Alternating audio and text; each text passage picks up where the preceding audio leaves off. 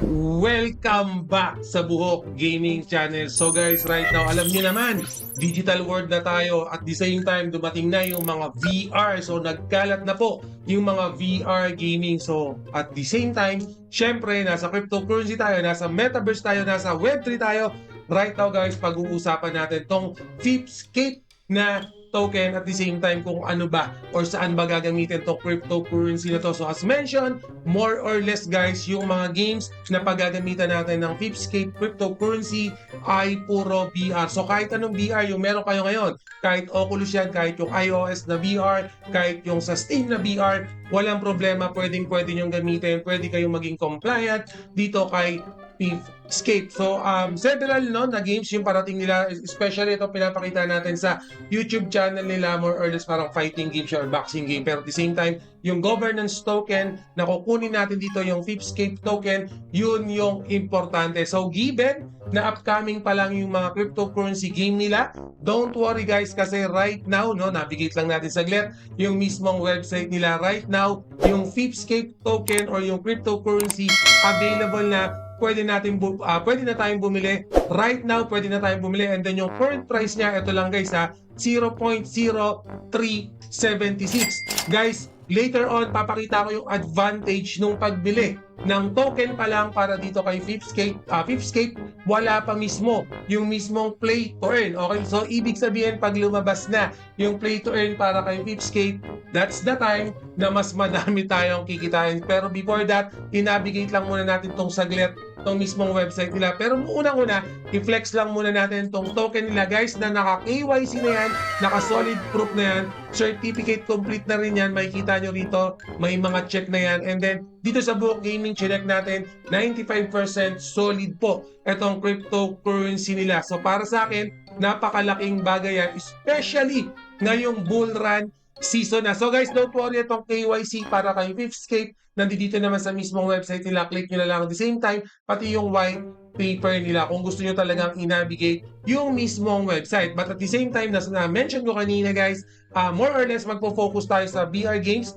Magkakaroon din yan ng VR movie, VR education, pero syempre, para magamit mo or magka-earning ka rito, kailangan may VR device ka. So Buhok Gaming, paano pag wala pong VR device? Hindi kami gumagamit ng mga VR kasi right now yung pinakamura siguro mga nasa second hand, around 10,000, 8,000 mga second hand na VR device. So unfortunately, wala tayong magagawa doon. So pag wala po kayong VR device, hindi niyo po malalaro yung mga games para dito kay Fipscape.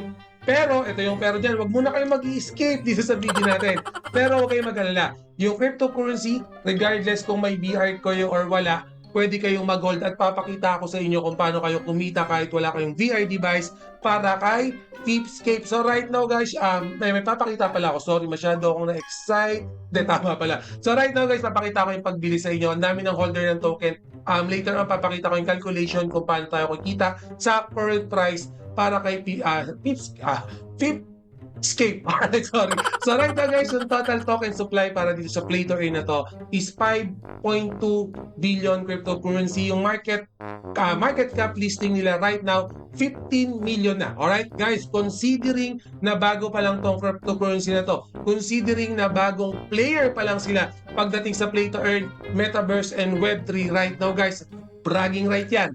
15 million na. Madaming play to earn guys. Na-review ko na rin dito sa Buhok Gaming. Inabot na siguro ng taon. Hindi pa umaabot ng 5 million pagdating sa market cap. Ito, bagong-bago pa lang. Wala pa nga yung mga mismong game nila.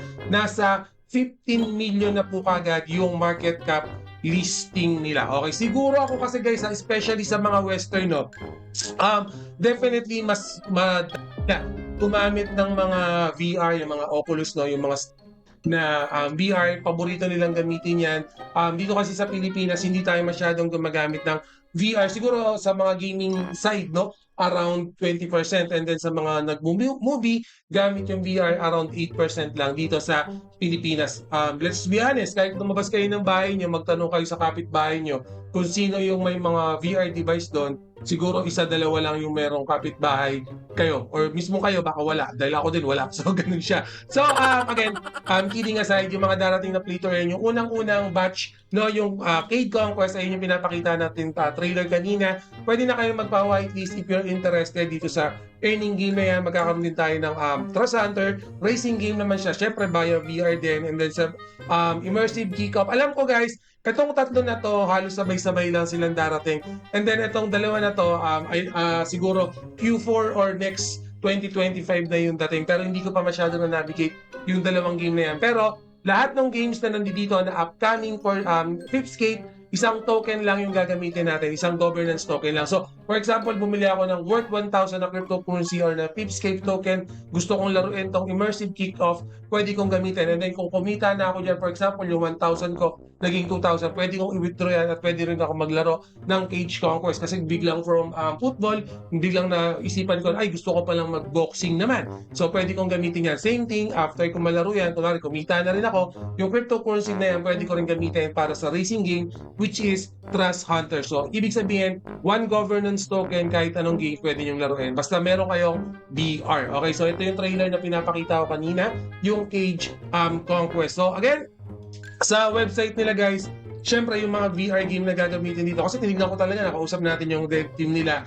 talagang porsigido sila na yung graphics is hindi mo iisipin na cryptocurrency game. Kasi alam niyo naman, yung mga naging issue noong 2023 sa mga cryptocurrency games pagdating sa mga graphics, no, naglalag or lacking of visual graphics kasi nga syempre kailangan nilang i-coordinate sa blockchain yan, nababawasan ng graphics pagdating yan. Pero dito nga since VR, nakakita sila ng walk around or ways para mas mapaganda yung graphics, which is gumagamit at the same time ng blockchain technology. So for this one, hindi na natin masyadong ina-navigate yan. Gusto ko lang pakita siguro muna yung yung token nila, no, pag syempre ito yung importante. So makikita natin guys yung sa pre-sale nila naka 80% tayo. And then for the team itself, no, hindi sila ganun kalaki yung kinuha nila, around 8% lang. Pero importante diyan guys yung pre-sale 80% yung available, but yung vesting nila naka 40% unlock. And then syempre yung TGE nila, pakita ko lang sa inyo yan.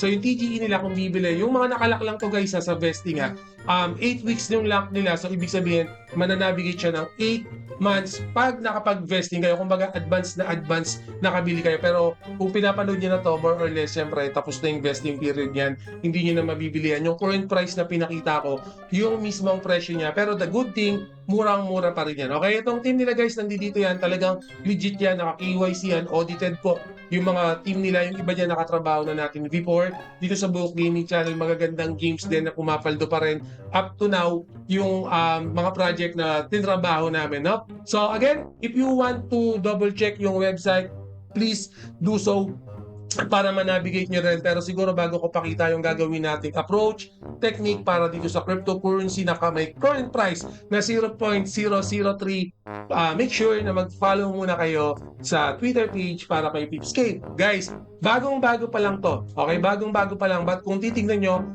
14,000 na yung follower nila.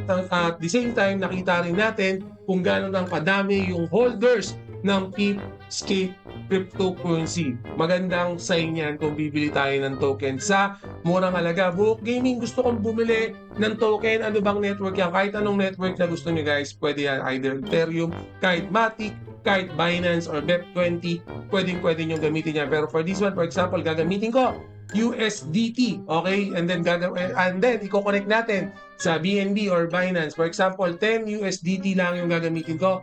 Magkakaroon tayo ng 3,058 na Fifthscape token. So actually naka-round up to, no? So ito yung current price. Palabas natin yung mahiwagang Excel natin. So yan. So guys, itong Excel natin, ito yung current price na tama ba? 0.7 pala to. Palitan natin. Tama ba? Kamali yata ako. Hindi, tama. Ako yung nagkamali. Sorry. Iyan, 6 lang pala. 0.0376. So, naka-round up kasi siya 3,058. So, baka maging 11 to. Pero okay lang. So, yan. So, given guys na may $11 daw si Buhok Gaming. No? May $11 ako right now. Bibili ako ng cryptocurrency na Fifthscape. Ang presyo niya, right now, 0.03. $76 per token. So, ibig sabihin, yung $11 ko sa pesos niyan, 609 pesos, magkakaroon na ako ng 3,058 na token for this one. Okay, so imagine that, no? Yung 609 pesos ko, mag-i-invest lang ako, bibili ako. 3,058 token na kagad yung makukuha ko. Pero, binili natin yan ng mababang alaga. Okay, pero kung titingnan natin sa website nila, yung magiging listing price niya, pag naging TGE na or pag nagka-TGE na, 0.01 na. Okay? So, ibig sabihin, lagay natin yung 0.01. So, ibig sabihin guys, pag nag-TGE or token generated event na or bibigay na yung mga cryptocurrency nyo, kung nabili natin siya ng 0.00376, okay? Ibig sabihin daw, yung 3, mag-focus na tayo dito sa baba. Yung 3,058 natin, lalagay ko lang ha, 3,058 natin. Pag ito na yung naging presyo, 0.01, so ibig sabihin yung $11 ko, magiging $31 na, which is, yung 609 pesos na pinuhunan natin, magiging 1,621 pesos na. Guys, TGE lang yan. Okay, token generated event yan. Ibig sabihin, automatic yan. Pag lumabas na yung token, pag nagkaroon na ng date yan, ito na yung presyo yan. Okay, hindi ka na mag-expect ng tataas, bababa. Aabangan mo na lang. Pag in-announce na, for example, May 30, okay, magti-TGE na tayo. May 30 ng alas 12 ng umaga, magti-TGE na tayo, lalabas na yung token. Pag ito na yung lumabas, nasa iyo kung gusto mo na kagad benta yung token mo. Kasi pag nag-TGE, much probably pwede nyo na kagad benta yan sa mga DEX nyo. Either sa PooCoin, either sa PancakeSwap, okay, sa Uniswap, depende kung saan nyo gustong i-benta yan. So, TGE lang yung aabangan natin dyan, 0.01. Pero, ito yung pero dyan, $11 lang yung ginamit ko. Okay? $11, budget meal approach lang, conservative approach lang yung ginawa ko. Ayoko maging greedy. 609, magkano lang today yan? Okay? I-risk ko na yan. 609 lang naman. Ihintayin ko lang mag-TGE. Yung 609 ko, pag lumabas na yung TGE, 1,621 pesos na. Again, TGE pa lang yan. Ano ibig mo sabihin, Book Gaming? Kasi once na nag-TGE na yan, guys, nakita natin yung game, talagang bigatin, mamahalin ng mga device yung gagamitin. Ibig sabihin, big project yan. Ibig sabihin, malakas ang burning mechanism yan. So ako mismo, yung 0.01 na yan, hindi mo na ako mag-take profit. Alright, hahayaan ko lang yan. Okay, tataas at tataas pa yan, guys. Especially sa mga ganitong klaseng game. Previously, nagkaroon din ako ng siguro mga nasa dalawa na mga VR games dito sa Book Gaming Channel. Hindi ko na i-mention pero nakita nyo naman yung naging progress. Nakita nyo kung gano'ng kamahal na yung cryptocurrency. And then yung isa, nodes kasi yung ginagamit. Nakita nyo kung gano'ng kamahal na yung nodes. Hindi ko na sasabihin niya, pero don't worry kung na-late kayo dyan. Ito, baka hindi na kayo malate. Nandiyan na. Okay, pwede na kayong bumili right now. Double, triple check nyo na lang. Okay, kasi itong diskarte na to, ito yung pinag-aralan ng team natin sa Book Gaming Channel. Nasa sa inyo po kung gusto nyong kopyahin, no? Nasa sa inyo po kung gusto nyong gayahin itong diskarte, itong technique namin. All free yan. Okay, wala pong bayad yan. Pero meron tayong VIP rito sa Book Gaming. Nagtuturo din tayo ng about crypto and crypto trading. May mga additional payment yon. Pero kung baguhan ka pa lang, itong mga tinuturo ko sa inyo, libre yan. Make sure mag-join din kayo sa Telegram group natin kasi namimigay din tayo ng mga giveaways, ayuda. Yung Telegram group nasa description din natin later on. Alright, so for this season natin, ito na yung siguro pangatlong signal ko this May or April na, depende sa pinapanood nyo. Pero don't worry, magkakaroon pa tayo ng mga panibagong signal pa. Okay, baka mamaya hindi nyo trip talaga yung mga VR mode. Huwag kayong mag-alala, magkakaroon. Lagi tayo ng bago dito sa Book Gaming. So make sure na nakasubscribe kayo. Okay, para pag may bagong token, may bagong play to earn, bagong pagkakakitaan, updated palagi kayo. And guys, always remember, Book Gaming loves you all. See you again in my next video. Salamat!